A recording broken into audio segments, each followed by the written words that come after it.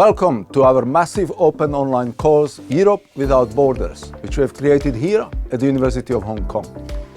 From 6 countries in 1957 to 27 countries today, the European Union has grown ever bigger and stronger.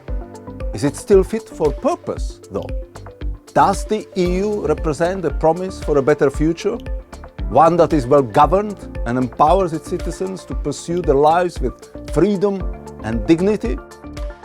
Most Europeans identify with their nations, but they don't identify with Europe and they don't identify with the European Union.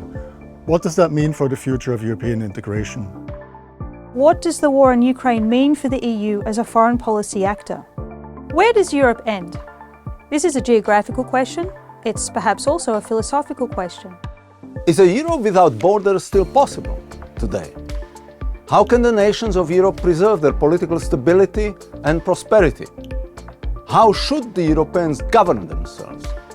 What is the ideal size of a political unit? These are some of the questions that animate our subject. We'll seek to address these questions in conversation with some of my colleagues and practitioners across Europe and beyond. I hope you'll enjoy our journey.